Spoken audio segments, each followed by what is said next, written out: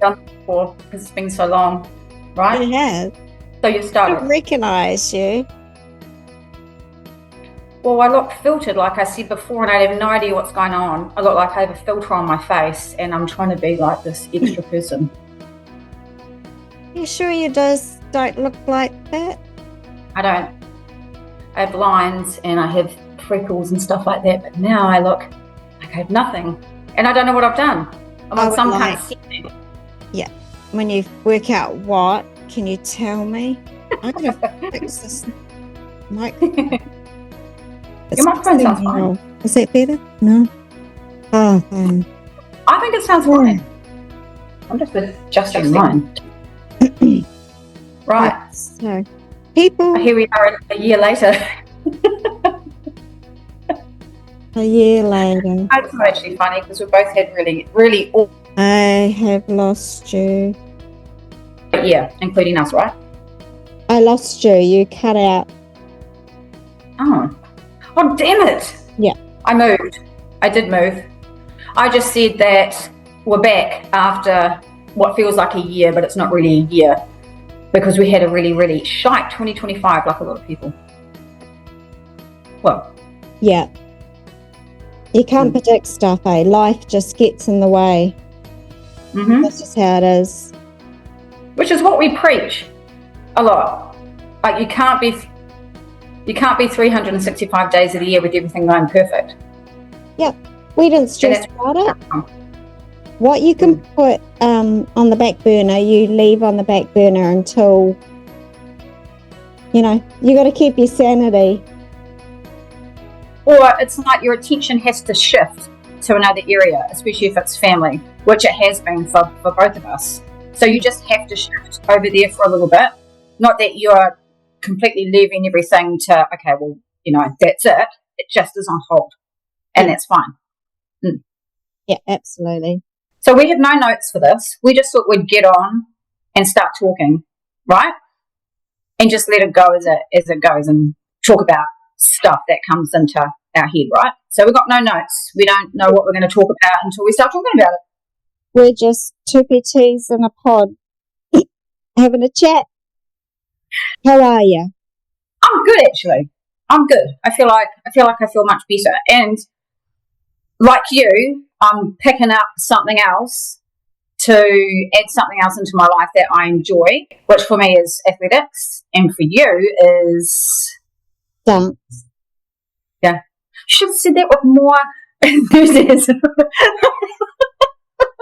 Dance. I'm doing dance. Jazz hands. Yeah, that's better.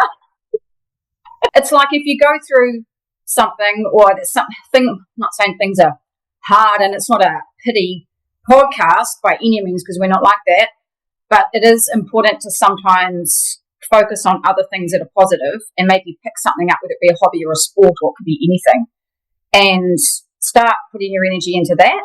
And it does help you move on and it does help you deal with whatever the heck it is that you're dealing with.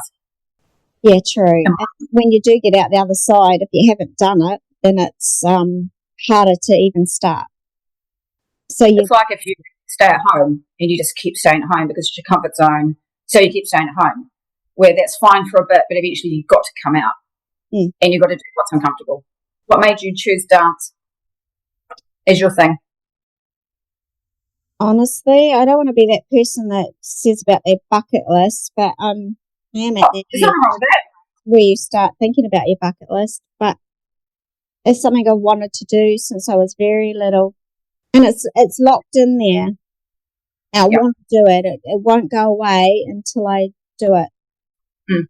Yeah, that's what we talked about last year on one of our podcasts, remember? Or even when you're a mum, you can't do the things that you may have done or wanted to do because you're busy. You've got your kids, you've got their sport, their interests, and all your house stuff and work on top of that. It's not easy to have your own thing as well. Yeah, you've had a really crap time actually, but you've done incredibly well because you still keep yourself afloat, and then you keep finding ways to keep yourself afloat, and I think you've done really well personally. A lot of healing and stuff from grief and all that good stuff's happened. That's good. Yeah. That's a process. I think anyone that's gone through grief knows that that's a process, and it's as long as it takes. It is a long process. Yeah. Because it's 2026, and you and I were talking about, okay, it's 2026, leaving all of 2025 crap in 2025, and setting new goals and things like that. Just forgetting 2025 to a point, unless we've learned something from it, which we probably have. But we were really happy to see the end of that year. We were celebrating New Year's Eve and New Year's Day, like, see ya, 2025. Absolutely. So do you feel more positive at the moment about 2026, right, fresh slate? Yeah. I'm not going to do this anymore or that anymore, but I'm going to do this and I'm going to do that, and I'm going to, like, new goals and all that kind of stuff. I definitely cleared my demons and any baggage. I made sure I dealt with all that before New Year. And then when New Year hit, it's just great and exciting and just going forward, just brilliant. Nice. What about you? You're kind of still stuck in the middle of stuff, but... A little bit. Pick up other things and move on and be positive and all that kind of stuff, and don't put yourself in a hole. Getting out and just doing a couple of things for myself.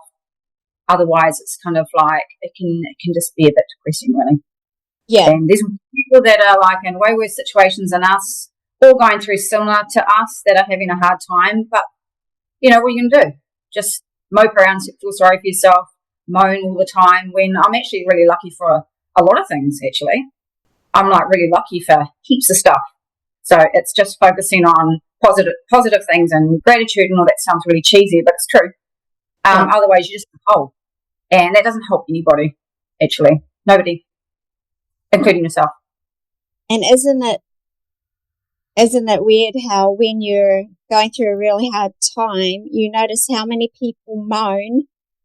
Oh, yeah. Yeah. I'm having an issue with that at the moment, and I'm just like, ooh, my tolerance to it is really low now. But because I've seen other stuff and people in really, really poor health, and I think, man, if someone's moaning to me that, I mean, we all get tired. I'm just so tired, or I don't want to go to gym because I feel too fat to go to gym or whatever. And I think, man, there are some people that are stuck in hospital that would do anything to do what you either are too tired to do when you could do it, or to go into a gym, which you could also go into, but in your head you think you need to lose weight before you go on. This is just a random example. But just, yeah, you need to put it into perspective a little bit. There are a lot of people that would love to do what you either don't want to do or find too hard, or if you're just tired, if that's your worst thing in the world, you're really lucky. Yeah. And I think even when you're through the other side of journeys that you're on and that I've been through, and that kind of sticks with you, where you notice things that shouldn't be a problem, but you don't moan about them like you used to. Oh, it's like a life lesson. Yeah. I mean, but it reinforces it. Yeah. Yeah. And you call people out on it a lot. You know, if someone moans because their false nail come off in the gym, I'll call them out. Like, my God, just put it in your Oh, my God.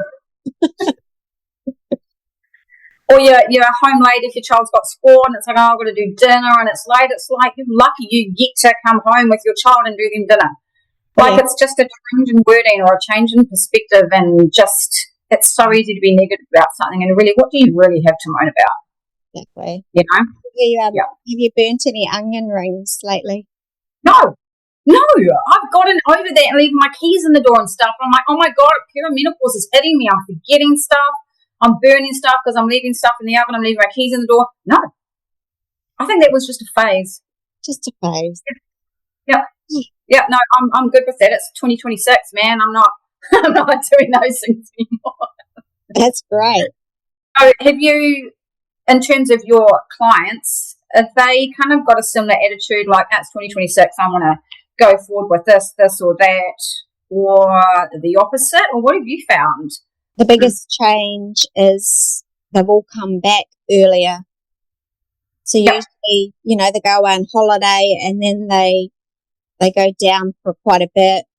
And then, like you say, they're like, I won't go back till I've lost the weight or I've got my eating under control. but all that bullshit's not there. And they're all back and they're all set new goals and they're just going for it. Yeah. It's good. Feels like a very positive year and really good for personal training because that dropped off a bit. You know, people can Google or AI, whatever they want, but they seem to be really loving, especially older women, 40 upwards. Yeah. They love the female trainer that, especially I've been through menopause and that, and I don't know, you throw something at me and I'm going to work with you. I don't shy away from it. And lots of people 40 and up have different health issues. And one lady said this morning, the gyms are just a cookie cutter. You know, I look around and there's 10 other women doing the program I'm doing, and yet I shared my problems, which were very unique to me, and yet I'm doing the same as another woman. Yeah, definitely. Where that doesn't happen, not with me. It's very personalised. Yeah, we've always been like that though. We take the old school approach sort of thing, and if it takes us a little longer to write a program, that's fine. It should be a process and not be like copy paste, put it onto that person. We know that happens. That's happened for years. But it is good. It's massive. Is it a litre? Like a weight, a dumbbell. No. Bicep training just by drinking. Nice one. So it's so much up here. I'm upstairs. Oh, yeah. Yeah. I got the window open behind me. If I disappear, I've fallen out. Okay. They make me laugh too much.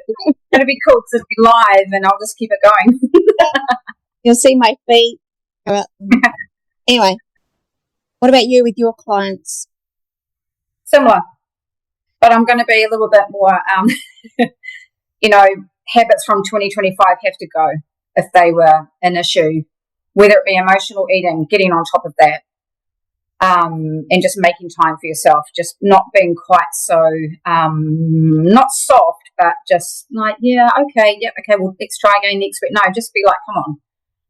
You've been doing this for a while, or this has been something that's been going on for a while. You really need to nail this and be okay to be changing habits and being uncomfortable before it becomes comfortable, before it becomes habit or habitual. That I'm probably going to be a little bit more tough on, I think you could say. Yeah. Because I'm not helping someone by just enabling them to, okay, try again next week. It's like, no, you did this last year. You need to, if you want to make any progress, you need to take that next step and do what you don't necessarily want to do, but thinking ahead and thinking this is going to help me in the future. It's going to feel a bit shit at the moment, but I know that I'm just going to push through that because I'm going to come out the other side. Like stuff like that, I think I'm going to be a little bit tougher with because I know it works because I've done it with myself. And then once you're there, that's your foundation of consistency and being able to rely on yourself no matter what happens. And I think with you and I, because we're going through different things, I've been able to rely on my foundations that I've built over the years. I haven't just gone off the rails and just thought I'm just going to get takeaways because I'm tired or I'm out of routine, or I'm just going to eat crap, or I'm just going to grab a pack of chips for dinner. I just have made sure I have stuck to my healthy foundations, which have helped me get through everything. And with my kids and just everything, because they've been set in place for such a long time, which I preach to other women. Otherwise, you're going to revert to alcohol or you're going to skip meals. You're just going to eat crap, and then it's going to make everything 10 times worse because that same problem is going to be there tomorrow. But you're going to be feeling absolutely crap or worse and still have to deal with it. So those foundations for me, eating well, exercising regularly or moving, even when I'm tired or I'm stressed, I've been doing it and trying to get my sleep and doing all that basic stuff. And I've carried that through and it's really helped me. Otherwise, I'll just be going like this and this and that. And yeah, I think that's why I'm going to be big on foundations and a little tougher with my clients with that, because you need to be. That's your resilience. That's because life is going to go like that. You're going to be stuck in a shitty situation and you're going to have to deal with it. Mm-hmm. So if you have that at least helps you deal with things better, I think, mentally as well. Yeah. I probably, everything that went out the window for me with what I went through in 2025. We resorted to takeaways. I don't want to cook. I still don't want to cook at night. Don't. Really? Yeah. And the Interesting. exercise went right down. No walking. Wasn't sleeping. And all my foundations disappeared. I understand the sleep thing. So Because I with had, grief, yeah, food is. yeah. Yeah. But even before my dad passed, well, I was his carer 24/7. I couldn't. There wasn't any sleep. I was stuck out of my home. Yeah. I did have one workout, I think, on the deck, but I was gardening and that. But it afterwards, and even my daughter, and I know that therapy, they said self-love, do self-love, and we're like, what the hell's that? But that took ages, and the only thing obviously because of those foundations, I'm back exercising. Like I could get myself back on the train, but it gets to tea time and I don't want to cook, like everyone's going, what do we have for tea? I don't know. What the thing with cooking is? Yeah, What do you think that is? Well, after my dad passed, I had major panic attacks going into the supermarket. That's pretty, it's got to be something. So I think I haven't done a weekly shop since my dad passed. I just run and grab something and Get it delivered, man. I could. So when it comes to tea time, you open the fridge. Of course, there's not much in there. Yeah. What about food in a bag? Yeah. The food delivery places and it's all there. The ingredients are there. It's like, put it together. I kind of leave it to the last minute, and then I'm like, right, I've got to go to the supermarket and grab something. But I still cannot handle doing a whole grocery shop. Really? Yeah. Interesting. That's not I'm saying it's interesting, but it kind of is. It is very interesting. And see, I'm wise enough to know what I'm doing is really interesting. Yeah. It's just another thing you're going to experience, but then because you've experienced it, you can probably help someone else later on if they're going through it because you'll understand. That's probably the one thing about going through crap. You become more empathetic and you just understand people a little bit better. Mm. Yeah. Well, I think okay, so 2026, we need to get you to learn. We need to get you back in the kitchen. 2026 goal. Chip away at it, man. Yeah. Bit by bit. Just like, even if you hate it, put some bloody music on. Now I'm like, how can I fix you? Music, put some music on. Put an 80s comedy TV series on. Sometimes I do that. Yeah, I don't think that. I think it's the prepping, which starts at the supermarket. Getting the stock. You've got to get your groceries delivered. You should just do it and see if it helps. Don't you think that's enabling that panic attack, though? It might get you to the other side of enjoying prepping food more. Maybe. I don't know. Hey, we're just throwing ideas around.